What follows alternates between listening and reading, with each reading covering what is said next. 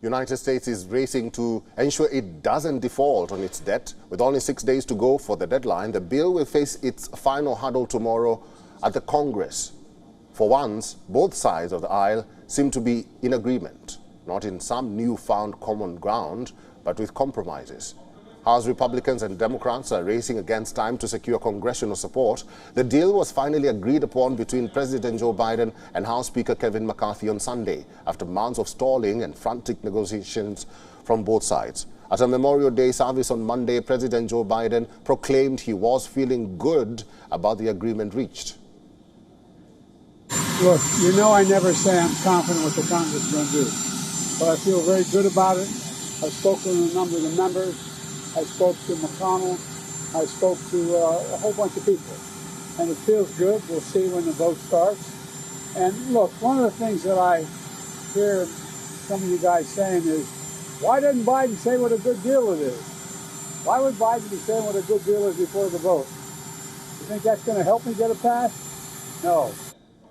Not everybody shares this sentiment. Also, conservative Republicans have criticized McCarthy, alleging the Speaker failed to secure deeper spending cuts in his negotiations. Progressive Democrats, on the other hand, are equally unhappy that the President agreed to curbing federal spending at all. What has irked Democrats the most is the surprised inclusion of measures to accelerate the completion of an oil pipeline. The President has sent a message to dissent Democrats, urging them to talk to him. The agreement has been a mutual climb down for both sides of the aisle. Biden initially refused to entertain fiscal cuts, accusing Republicans of holding the American economy hostage. Republicans, meanwhile, failed to secure the larger cuts to federal budget they were pushing for, instead agreeing to keep non-defense fiscal spending flat for the next 1.5 years. If the deal fails to pass through in the Congress on Wednesday, the U.S. government will no longer have funds needed to pay its debt. But that's just the tip of the iceberg. The failure to meet the deadline could have a cascading effect that could end in fully fledged default for the federal government. The repercussions will be disastrous for U.S. and the global economy. The House is controlled by the Republicans with a 9-seat margin, while Democrats retain Senate control with a 2-seat margin. Both are set to resume today after an extended weekend. The House Rules Committee will meet today to set parameters for the vote, which will be held tomorrow. And for more on this, our correspondent Susan Teherani has sent us this report from New York.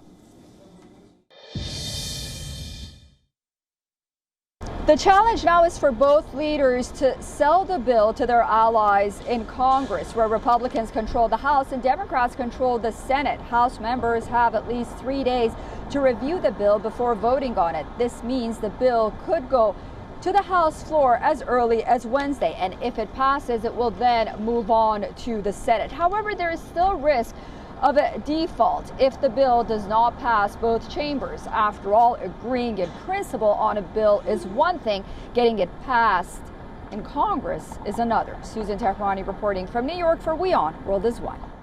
WION is now available in your country. Download the app now and get all the news on the move.